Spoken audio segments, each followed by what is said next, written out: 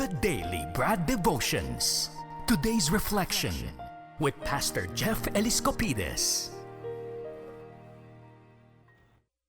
Pastor Jeff, Maricel at Chacha po ngayong umaga. Good morning. Good morning. Good morning, Mase. Good morning, Cha. Good morning sa ating mga taga-subaybay. Yan. Eto na, Totoo ba? TGIF, thank God it's Friday. Anong magandang balita Yan. hatid mo sa amin ngayong Biyernes, Pastor? Of course, maganda kasi birthday no ka-classmate ko sa elementary, Ariel Ileng Bautista sa Imelda District, Cabanatuan City. At ang isa pa naming classmate, Verna Mercado Revillosa.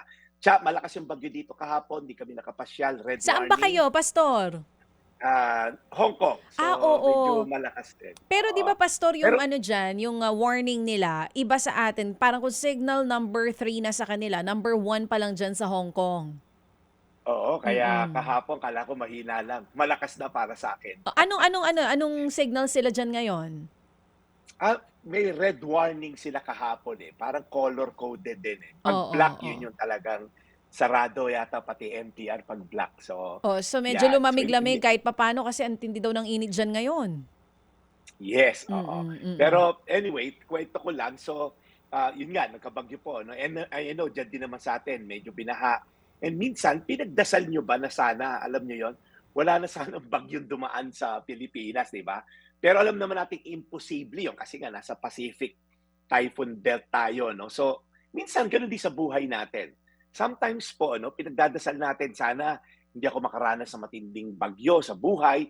Pero sa totoo lang po, ang buhay natin either papasok ka sa bagyo or nasa gitna ka ng bagyo ngayon or kalalabas mo lang ng bagyo. Ang point po, either way, we're gonna experience storm in lives. Gusto ko lang pong kwento yung isang maiksing kwento lang tungkol sa bagyo. Nung si Jesus po ay nasa bangka, kasama kanyang mga disipulo, and then may dumating na malakas na bagyo. And then sila Peter, sila John, nagtatanggal na ng tubig sa bangka, nagsasagwan para makalabas. Si Jesus, ano nyo ginagawa? Kasi halos tumaog nitong bangka sa lakas ng hangin. Si Jesus natutulog doon sa hulihan ng bangka. Nakahilig pa sa unan. Alam niyo yon, ginising siya ng mga disipulo at medyo may accusation pa. Wala ka bang pakialam sa amin na kami mamamatay na? Alam niyo po yon, minsan tayo may mga unos sa buhay natin. And sometimes sinisisi natin si God. Iba namang unos sa buhay natin, kasalanan din natin. Naniwaldas ka sa pera, nagbabae ka, tumaya ka dyan sa nung online sugal. Di ba? Pero may mga bagyo naman talaga na wala kang kinalaman. Pero ang point lang po, itong mga tao na to minsan, madalas natin sisihin ng Diyos. Alam niyo yung ginawa ni Jesus, bumangon siya at sabi niya sa malakas na hangin at malakas na hampas ng alon, tigil, tumahimik ka. Sabi lang, quiet, be still. And then parang in-on-off lang na ilaw yung bagyo, tumahimik po yung lawa. And then ito na po yung verse natin ngayon na gusto kong pagtuunan nyo. Sabi sa Marcos 4:40, pagkatapos sinabi niya sa mga alagad, bakit kayo natatakot? Hanggang ngayon ba'y wala pa rin kayong pananampalataya? Yan siguro tanong din ni Jesus sa akin at maaaring sa karamihan sa atin nakikinig. Bakit ka punong-puno ng takot pag dumadaan ka sa bagyo? Is it because of our fear? Kasi po, yung lalim ng iyong pananampalataya sa Diyos ang magdidetermine kung gaano katindi ang tapang mo nga harapin ang bagyo. Kung mababaw ang relasyon mo sa Diyos, malamang malalim yung takot mo. Okay? Kung malalim yung pananampalataya mo sa Diyos, mababaw yung kapit ng takot sa iyo. So ganun lang po kasimple sinasabi ni Jesus. Bakit ba kayo natatakot? Until now ba 3 taon na tayo magkasama, wala pa rin kayong pananampalataya sa akin na kaya kong gawin at walang imposible sa akin. So iwanan ko lang po kayo ng tanong. Kumusta ba pananampalataya mo sa Diyos ngayon? Kumusta ba yung iyong relasyon sa Diyos ngayon?